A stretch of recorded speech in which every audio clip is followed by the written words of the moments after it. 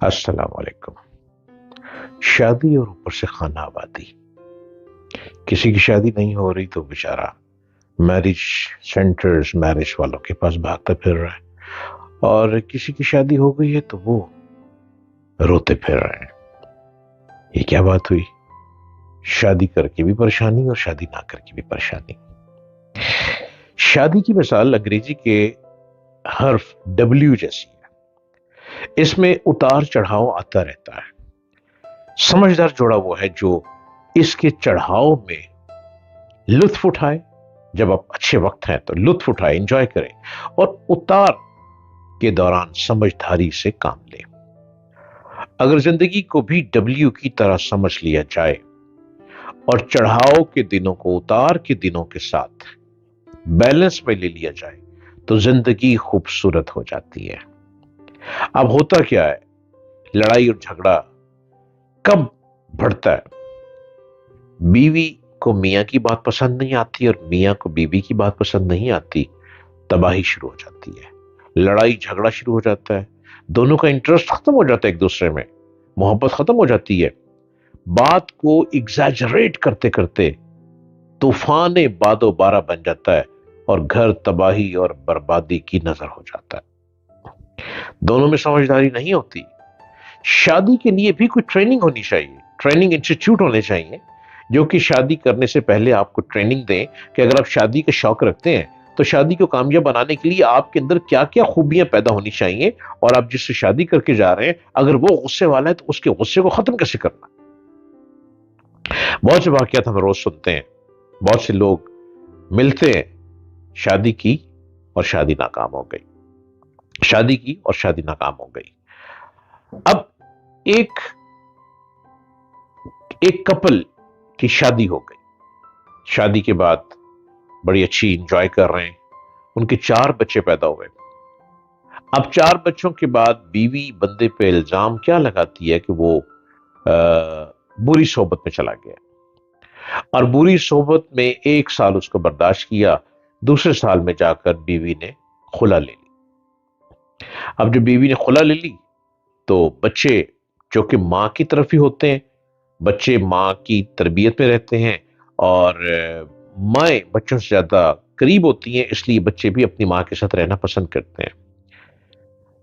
ماں نے خلا لے لی، ماں خلا لے کر اپنے بچوں کو لے کر الگ ہو گئی، وہ بندہ تنہا ہو گیا، اکیلا رہنے لگ پڑا۔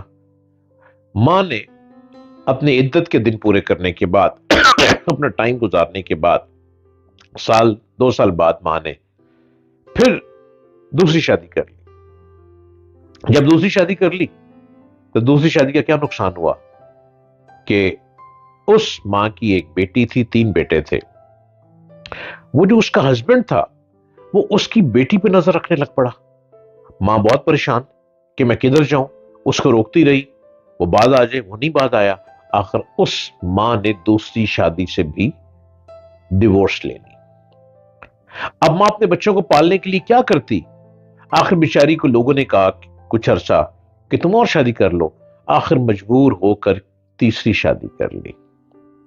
اب تیسری شادی والے نے شادی کے فوراً بعد کہا کہ اب تم صرف میرے ساتھ رہو گی، بچے نہیں رہیں گے۔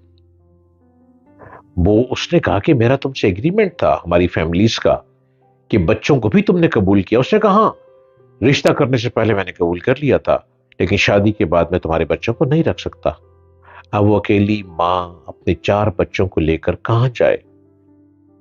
تو کیا یہ پاسبل نہیں تھا کہ اگر اس عورت کو کوئی سمجھا دیتا، اس کے ماں باپ ہی سمجھا دیتے، بہن بھائی سمجھا دیتے کہ پہلے خاوند سے تمہارے 4 بچے پیدا ہو گئے، اب ان 4 بچوں کے بعد اگر وہ ایڈکٹڈ ہو گیا ہے، اگر وہ کوئی برائی کی طرف چلا گیا ہے تو اس کو کسی اچھی کاؤنسلنگ کے ذریعے ختم کیا ہٹایا جا سکتا ہے، کسی اچھی صحبت اس کو دے کر اس کو اس برائی سے ہٹایا جا سکتا ہے، بجائے کہ تم اس سے خلا لے لو۔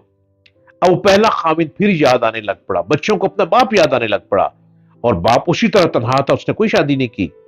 تو غلطی عورت کی نہیں ہے، غلطی مرد کی نہیں ہے، غلطی اس معاشرے میں رہنے والے لڑکی کے والدین، لڑکی کے عورت کے بہن بھائیوں کی ہے جو اس کو اکساتے ہیں کہ تم پہلے اس کو اس سے ڈیورس لے لو، اس میں لوگ چاہتے ہیں کہ اب تم کیا زندگی کیسے گزارو گے، ایک اور شادی کر لو، پھر وہ شادی ناکام ہوتی ہے، پھر اکساتے ہیں چھوڑ دو اس کو، پھر ایک اور شادی کر لو، پھر شادی کامیاب نہیں ہوئی، پھر اکساتے ہیں اچھا یہ ایسا نکلا اب کیا کریں۔ اپنا دماغ کہاں گیا؟ آپ کو دل دماغ دیا گیا ہے اسی لیے کہ آپ اپنی سوچ کو بہتر کریں، آپ معاشرے میں رہتے ہوئے معاشرے کے حالات کو دیکھیں۔ زندگی ایکسپیرینس ہے، لائف از بیسٹ ایکسپیرینس۔ آپ زندگی گزار رہے ہیں، آپ ایکسپیرینس سے گزر رہے ہیں، آپ نے اس ایکسپیرینس میں رہتے ہوئے اپنے 4 بچوں کو پالنا ہے، اس بندے کی عیبوں کو چھپانا ہے، اس کی برائیوں پہ پردہ ڈالتے ہوئے اس کی کاؤنسلنگ کرنی ہے۔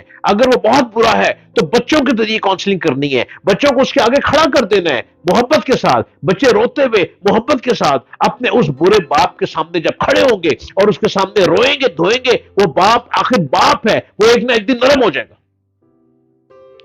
وہ ظالم نہیں ہے چونکہ بچے اس کے ہیں۔ بچے اولاد ایک ایسی چیز ہے جو ماں اور باپ کو ملا دیتی ہے، رشتوں کو مضبوط کر دیتی ہے، میاں بیوی کے رشتے کو اور سٹرونگ کر دیتی ہے۔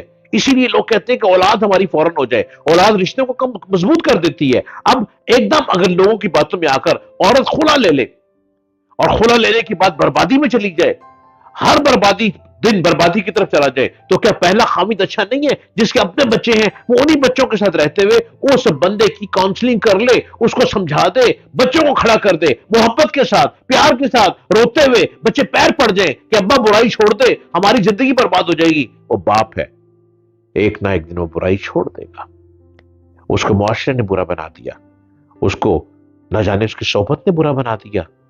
ہم نے مل کے چلنا ہے۔ جب بیوی بن کے گھر میں آ گئی تو بس وہی اس کا گھر ہے، اچھا ہے یا برا ہے وہ اس کا گھر ہے۔ اور پرانے وقتوں میں کتنے اچھے رشتے کامیاب ہوتے تھے، اب جدید زمانے نے رشتوں کو توڑ کے رکھ دیا ہے۔